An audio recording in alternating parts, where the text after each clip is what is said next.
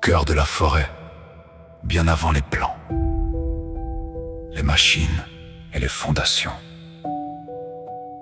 Il existait déjà un monde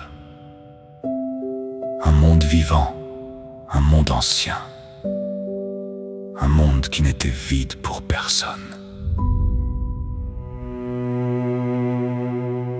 Là-haut, entre les branches vivait une famille, un père vigilant, une mère tendre, deux petits cœurs encore pleins de ciel. Pour eux, ce nid n'était pas un abri, c'était une maison.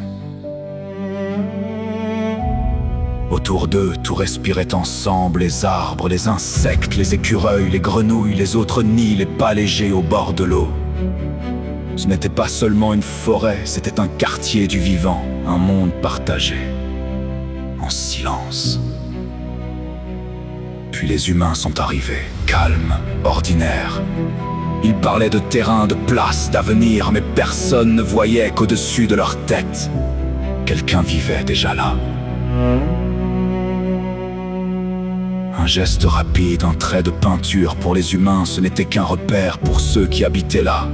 C'était une sentence, le début de l'effacement.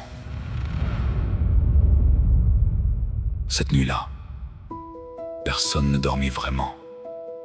Le nid était toujours là, mais la paix, elle, avait déjà disparu.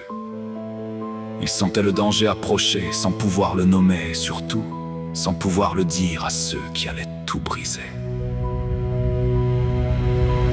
Au matin, le vacarme a remplacé le champ, le sol a tremblé, les branches ont cédé, les machines ont avancé comme si de rien n'était. Comme si ce monde n'était à personne. Puis leur arbre est tombé, leur toit, leur refuge, leur mémoire. En quelques secondes, toute une vie s'est brisée dans la poussière. Et eux ne pouvaient même pas crier aux humains. C'était chez nous.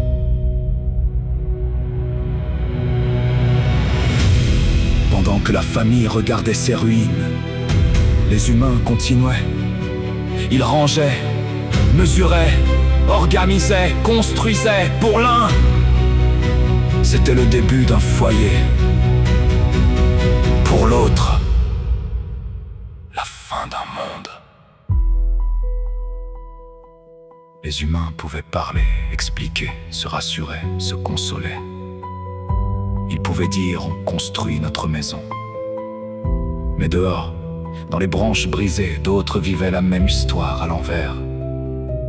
Sans voix pour supplier, sans mots pour expliquer, sans langue pour dire leur peine. Alors ils sont partis, pas par choix, pas vers un rêve, mais loin de ce qui avait été leur ciel, leur terre, leur maison. Vivants, oui, mais arrachés. Ils ont survécu, mais leur silence raconte encore ce que nous oublions trop souvent. Qu'un lieu que nous appelons terrain est parfois déjà le monde entier de quelqu'un d'autre.